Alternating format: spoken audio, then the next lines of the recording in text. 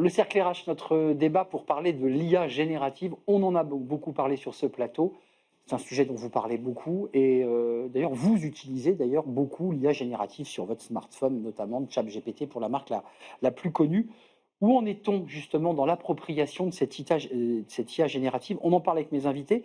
Vinciane Beauchesne, ravi de vous accueillir. Vous êtes spécialiste RH IA au BCG et vous portez une étude qui est très très intéressante et on va la commenter avec des chiffres. On voit que on s'approprie de plus en plus cette IA, mais qu'il peut y avoir peut-être une fracture. On y reviendra dans quelques instants. Et puis Étienne Lecoeur est avec nous. Bonjour Étienne. Bonjour Arnaud. Très heureux de vous accueillir, cofondateur de Les Enthousiastes, qui est un groupement, une association d'entrepreneurs de plusieurs secteurs, et vous expérimentez, vous analysez cette IA. On parlera du marketing, de la finance, des RH dans quelques instants avec vous, et vous êtes conférencier par ailleurs. Merci d'être là. Commençons avec vous, Vinciane, parce que l'étude BCG, elle dit on s'approprie de plus en plus l'IA, mais on voit quand même qu'il y a déjà une différence entre les dirigeants ou les cadres et les salariés employés. Est-ce que c'est déjà une première ligne de fracture dans cette étude? Oui, tout à fait. On voit vraiment une IA à deux vitesses qui est en train de se dessiner. Aujourd'hui, si on parle d'adoption, les gens qui utilisent régulièrement l'IA, on est à 72%. Mais il y a un vrai écart entre les dirigeants, qui sont plus de 80% à utiliser l'IA de façon très régulière. 85, je crois, non? Ouais. De façon régulière, et les salariés, qui ne sont que 1 sur 2. Et on a sondé 11 000 salariés dans 10 pays, mais on a focalisé sur des gens qui ont un intérêt à utiliser l'IA. On n'est pas allé chercher les gens dans les usines, mais vraiment ce qu'on appelle les white collars, les cadres, donc qui ont une raison d'utiliser l'IA. Et pourtant, ils sont que 1 sur 2 à utiliser l'IA de façon régulière. Et autre indice intéressant, c'est que on fait cette étude année après année. On l'a fait depuis 2018, donc on a eu l'occasion de suivre un petit peu la progression. Par rapport à l'an dernier, les salariés stagnent. Donc les dirigeants, les managers intermédiaires continuent à progresser dans l'utilisation de l'IA. Plafond de verre sur les salariés. Ça, c'est une des fractures. L'autre fracture intéressante aussi, c'est géographique. On voit qu'en fait, les pays du Sud utilisent énormément l'IA. On est à des taux d'adoption au-delà de 90%. La France, l'Europe de façon générale, mais même les US sont plus à la traîne. On est dans les 60%, 2 tiers des Français salariés qui utilisent l'IA. On va revenir, j'évoquais la manière dont s'approprient les métiers, parce que c'est ce que vous observez aussi, mais dans l'étude BCG que vous avez examinée, il y a une donnée que je trouvais très intéressante. L'accès à l'outil, 54% des répondants en général et 45% en France, et ça c'est intéressant pour les dirigeants d'entreprise, utiliseraient, disent-ils, des outils IA, même s'ils n'y étaient pas autorisés. Donc le phénomène est très répandu. Ça veut dire quand même que ça interroge les dirigeants que vous croisez et ceux qui sont chez les enthousiastes, c'est de dire discrètement aux toilettes, tranquillement, on va aller chercher le doc, c'est un vrai sujet d'ailleurs de protection des datas, des données de l'entreprise. C'est inquiétant ça quand même ça. Oui, c'est inquiétant. Effectivement, il faut, je pense, adresser le sujet de manière raisonnable. C'est pas le Far West, l'IA. Pour paraphraser Clara Chapaz, c'est pas le Far West. Il y a des cadres qui doivent être mis en place, une gouvernance de l'IA qui doit être mise en place en interne dans les entreprises. Après, chacun peut expérimenter l'IA chez soi sur ses appareils domestiques, mais le cadre de l'entreprise est un cadre qui est quand même réglementé pour ne pas faire n'importe quoi. Mais Étienne, on a son ordinateur ou sa tablette professionnelle, puis à côté on a son smartphone.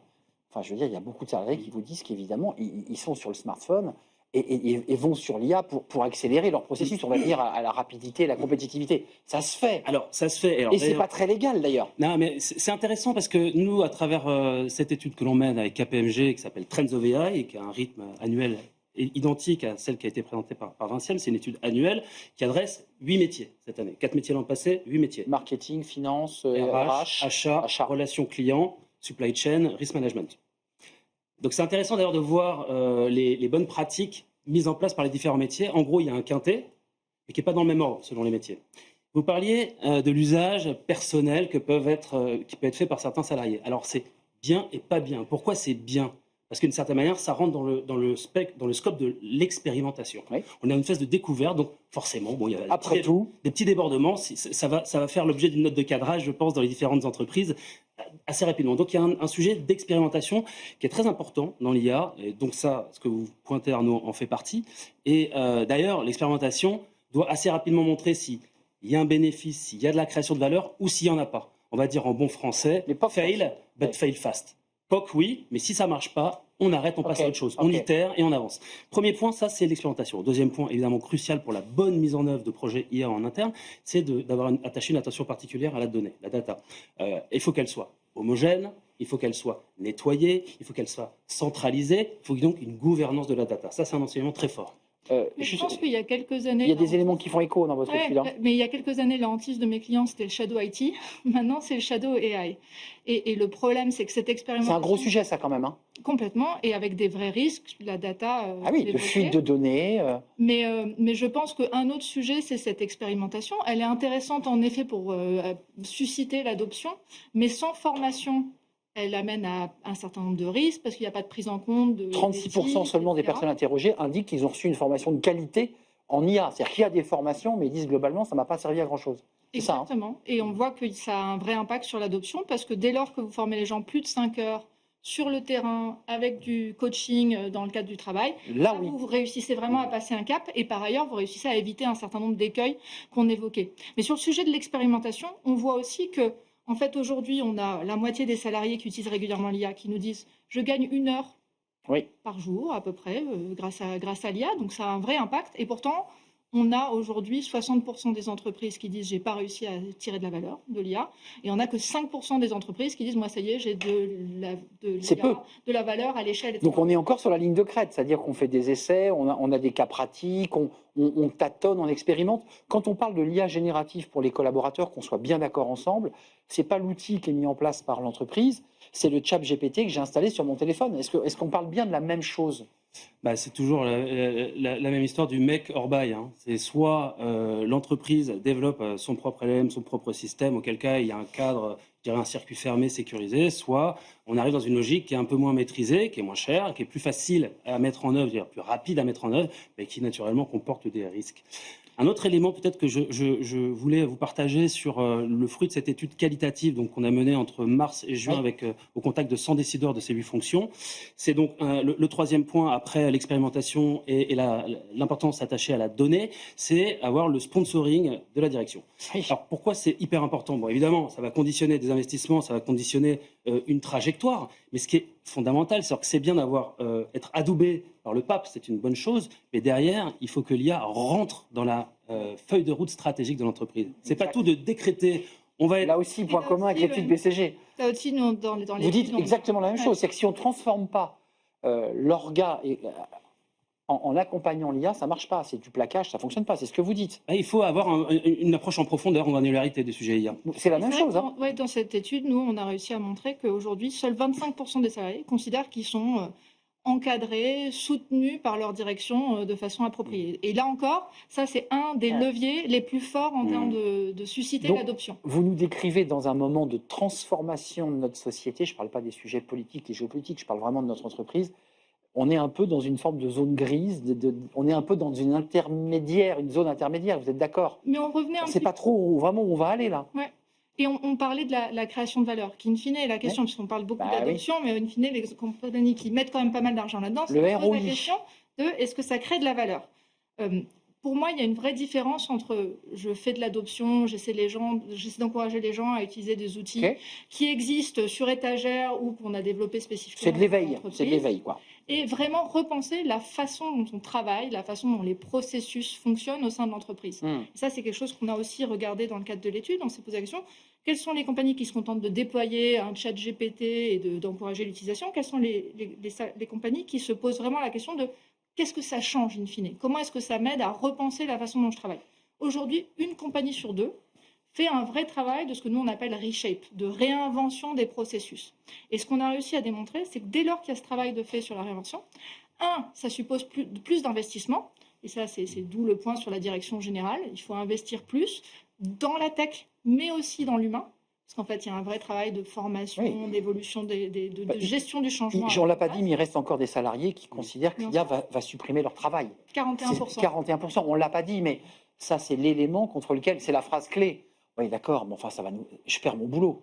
Vous êtes d'accord? Donc il y a quand même un enjeu d'angoisse quand même autour de Et ça. donc il faut investir plus dans la tech, mais surtout dans l'humain. Et nous, on dit 70% du budget d'investissement, il doit être consacré à la gestion du changement, à l'humain, à la refonte des processus. Mais la bonne nouvelle, c'est que quand vous faites ça, vous tirez aussi beaucoup plus de valeur. C'est ce que j'allais vous dire. Plus de valeur en termes de niveau d'adoption, en termes de temps sauvé, mais aussi en nombre de salariés, en proportion de salariés qui vous disent, moi maintenant, je passe du temps sur des tâches plus stratégiques, C'est ça. à plus forte valeur. J'économise du temps pour en gagner sur d'autres Et tâches. c'est quand même ça l'enjeu. Mais c'est intéressant ce qu'on entend, c'est-à-dire qu'il y a quand même aujourd'hui à la fois une appropriation et une angoisse un peu existentielle sur l'outil. C'est contre ça qu'il faut lutter. Mais dans votre étude, on voit que par secteur, marketing, génial, les ventes, bon, ils sont à fond. Mais après, il y a des secteurs sur lesquels on met un peu plus le pied sur le frein, la finance, un peu les RH. Comment vous l'expliquez? On n'est pas uniforme face. Absolument pas. On n'est pas égaux devant l'IA. Devant l'IA. Non. C'est une formule. C'est une formule qui n'est pas magique, mais qui est pragmatique. Et pour reprendre l'exemple de la finance, par exemple, puisque vous le pointez, Arnaud, évidemment, la finance joue avec des données qui sont particulièrement sensibles. Donc, Oui. dès lors qu'on a un système qui est ouvert, on ne va pas injecter les données. Donc, déjà, on n'est pas à la même vitesse qu'une équipe marketing qui va générer des images avec tel ou tel outil qui sera en freemium. Bon, donc il y a effectivement des disparités par rapport au métier. Je reviens sur ce fameux quintet. On l'a évoqué avec Vinciane, la question de la formation est fondamentale. C'était le 4e point. Il y a un 5e point qui peut peut-être être mis en avant, qui ressort encore une fois de cette étude qualitative, c'est la communication. C'est-à-dire qu'il y a en interne la nécessité aussi de parler en toute transparence de la manière dont ça appréhende l'IA, les entreprises, que ce soit positif, que ce soit négatif, encore une fois, stop and go. On met sur la table. Il faut parler des choses de manière très transparente. Et pourquoi ne pas avoir un référent IA qui, de manière transversale, va observer ce qui se passe et rendre des comptes, essayer d'évangéliser. Pourquoi évangéliser? Parce qu'il y a 3 catégories de personnes face à l'IA en entreprise. Il va y avoir les enthousiastes, que je vais essayer de représenter. Il va y avoir les réfractaires, qu'il va falloir embarquer, convertir, au risque qu'ils s'isolent et qu'ils perdent potentiellement leur travail, parce qu'en gros, un salarié ne va pas disparaître, il va être potentiellement remplacé par un salarié qui a les mêmes compétences augmentées par l'IA. C'est ça le sujet. Voilà, c'est un peu ça le sujet. Et puis il y a les neutres. Il y a ceux qui sont un peu dans une zone grise, comme vous le disiez, qui ne savent pas trop sur quel pied danser et qu'il va falloir accompagner pour qu'ils puissent voir le bénéfice qu'ils puissent en tirer au quotidien. Vinciane, évidemment, Étienne, mais il y a l'enjeu des ROI, parce que ce sujet de l'investissement, c'est que les dirigeants aujourd'hui, dans une crise économique dans laquelle certaines entreprises se disent, mais attendez, moi je veux bien investir sur des outils très onéreux, mais moi mon ROI c'est quoi?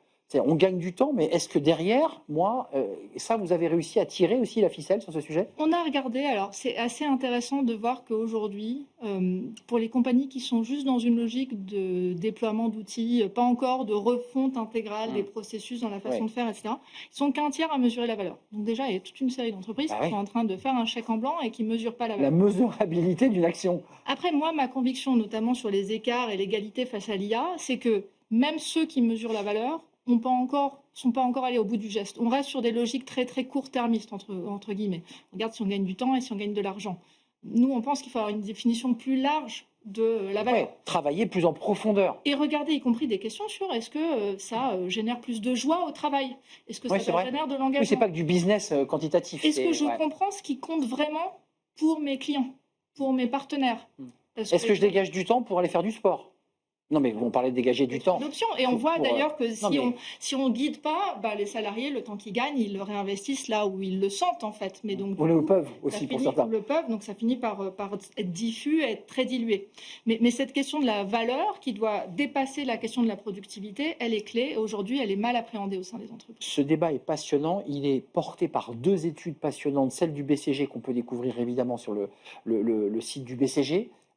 Porté par vous, Vinciane Beauchesne, merci d'être venu, puis Étienne Lecoeur sur le site des enthousiastes, si je ne m'abuse, sur la page LinkedIn des enthousiastes, et KPMG qui travaille avec vous sur cette étude, et on voit bien des passerelles et des points communs, donc c'était intéressant de vous réunir sur le même plateau, parce que vous portez, je crois, les mêmes convictions aux entreprises ensuite de s'emparer, et aussi aux salariés, si je ne m'abuse, vous êtes d'accord, de pouvoir s'emparer de ces sujets, peut-être pas en clandestin, parce que c'est un peu le sujet qui a été posé, mais de manière très officielle et ouverte. Vous êtes d'accord avec ça? Absolument. Ne vous cachez pas aux toilettes pour consulter ChatGPT. Faites-le chez vous. Faites-le chez vous si, évidemment, des règles strictes ont été fixées par l'entreprise. Merci à vous. C'est un vrai plaisir de partager ce débat avec vous. On tourne une page, on va s'intéresser à un sujet qui va vous intéresser. C'est un livre. Et si on faisait une pause, c'est une chercheuse qui s'est intéressée à toutes les pauses et tous les moments, les interstices, vous savez, où on va justement faire sa pause café, quand on va aux toilettes, toutes ces réunions où on rêvasse, où on ne travaille pas, on ne produit pas. Alors, ça s'appelle La Pause et elle en a écrit un livre qui est absolument passionnant. J'accueille l'autrice.